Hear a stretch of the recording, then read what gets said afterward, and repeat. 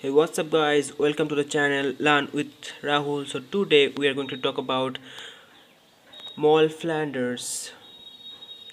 Moll Flanders is a novel by Daniel Defoe, first published in 1722. It purports to be the true account of the life of eponymous Moll, detailing her exploits from birth until old age. By 1721, Defoe had become a recognized novelist. With the success of Robinson Crusoe in 1719, his political work was tapering off at this point due to the fall of both Whig and Tory party leaders with whom he had been associated. Robert Walpole was beginning his rise, and Defoe was never fully at home with the Walpole Group. Defoe's weak views are nevertheless evident in the story of Moll, and the novel's full title gives some insight into this and the outline of this plot. It is usually assumed that the novel was written by Daniel Defoe, and his name is commonly given as the author in modern printings of the novel. However, the original printing did not have any author, as it was an apartment autobiography. The attribution of the Moll Flanders to Defoe was made by bookseller Francis Noble in 1770, after Defoe's death in 1731. The novel is based partially on the life of Moll King, a London criminal whom Defoe met while visiting Newgate Prison. Firstly, talk about Daniel Defoe.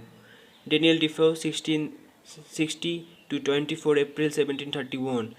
Born Daniel Defoe was an English trader, writer, journalist, pamphleteer, and spy. He is most famous for his novel Robinson Crusoe, which is second only to the Bible in its number of translations. He has been seen as one of the earliest pro- proponents of the English novel and helped to popularize the form in Britain with others such as Arthur Payne and Samuel Richardson. Defoe wrote many political tracts and often was in trouble with the authorities, including a spell in prison.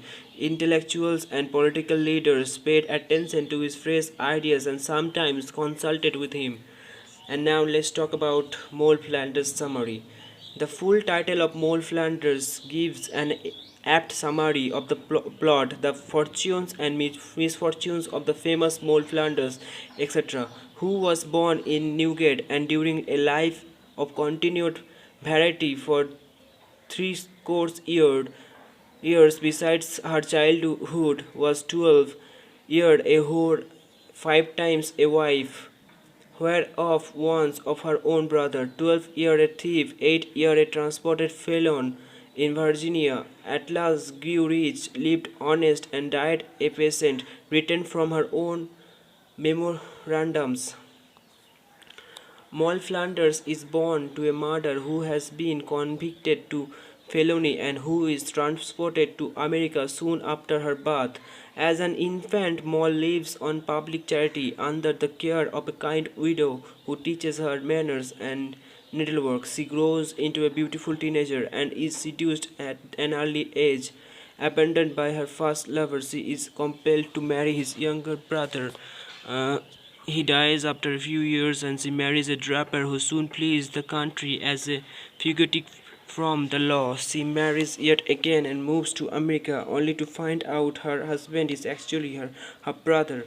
She leaves him in disgust and returns to England where she becomes the mistress of a man whose wife has gone insane. He announces his affair with Moll after a religious experience.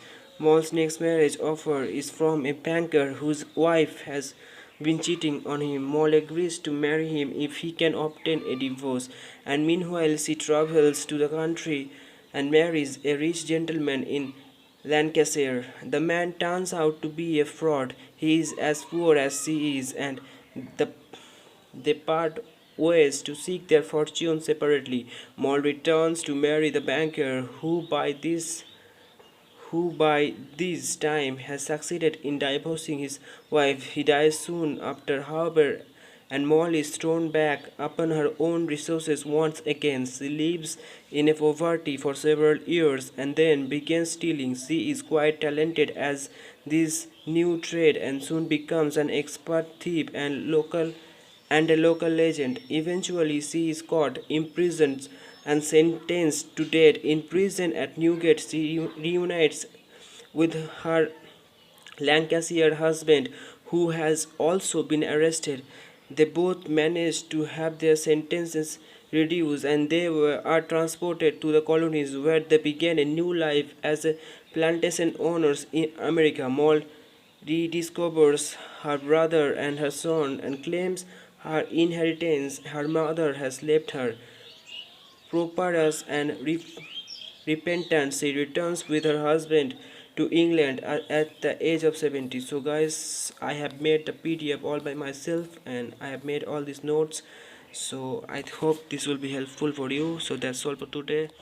Love you, take care, bye, over and out.